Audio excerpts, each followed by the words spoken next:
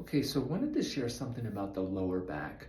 Perhaps you've gone through some spells and flares of lower back pain, and regardless of exactly where it's come from, like SI, something within the lower back itself, maybe you've done some core activation, some stuff for the posterior chain, loosening up some of the soft tissues, and you're ready to try something different. I'll show you a little progression here.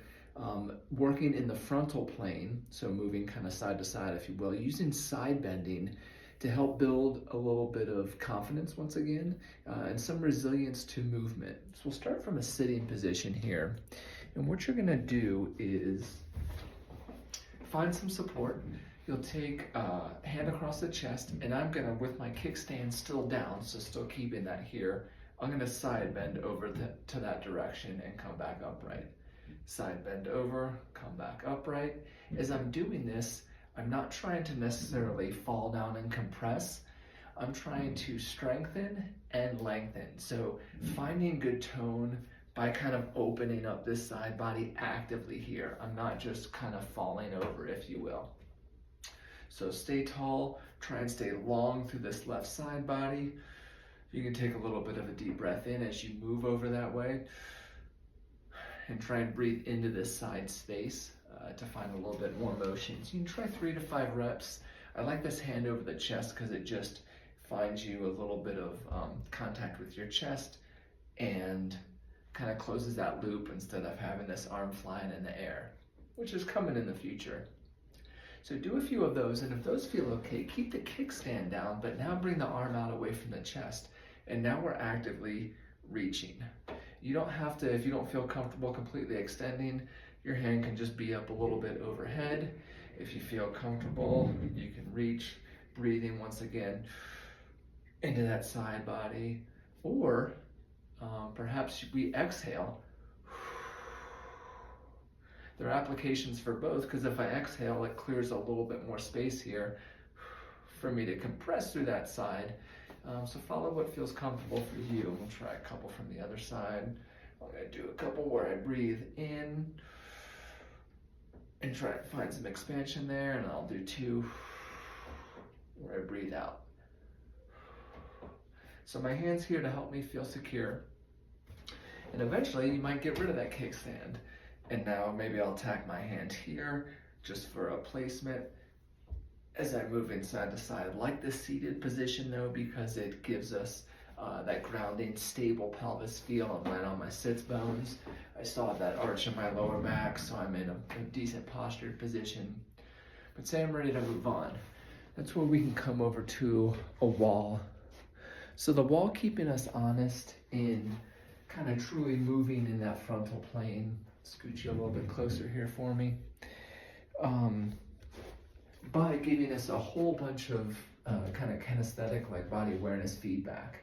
This is my drill that I use just to work on posture, especially with a lot of my like walking, running, mountain athletes. So my hips are on the wall, arch is still in that space, shoulders on the wall, elbows are on the wall, head is on the wall, gaze is forward here. I'm not up, I'm not here.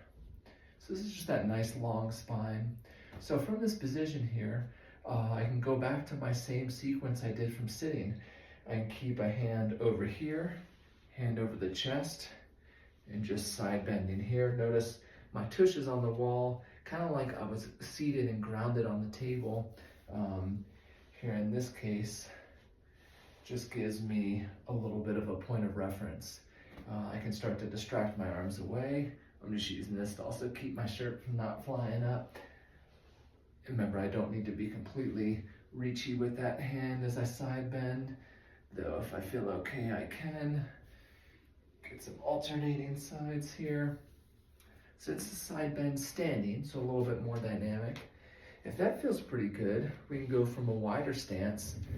We can add in, so now I'll allow my hips to shift just a little bit as I really kind of reach out and open up that side body. And then the final progression that I at least start with here before discussing doing something against gravity or on like a glute ham developer, like one of those 45-degree machines that we clip into and we're able to open up now against possible resistance, is just add a wall here. And before we play around with foot position, putting things on pre-stretch, you can just be feet together. Now we have a target with the wall. As I reach up and overhead, and if that feels pretty doable, I can inch my way out. To track progress here, you can have a little piece of tape or just know you're on maybe the first tile space if you were away from the wall, and you can actively reach over here. Maybe down the road you're a little bit further out. So finding some good length in that side body, open things up on both sides, has a pretty magical component of giving you that deep, it's a quadratus lumborum, that deep QL stretch, that area deep down there that people can't ever seem to find again. Now we get some intentional lengthening of that and some added stability of all the core musculature around to make the motion happen.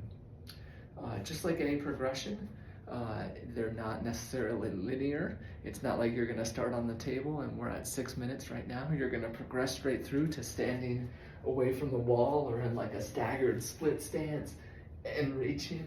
You know, we're not necessarily trying to go all the way on day one.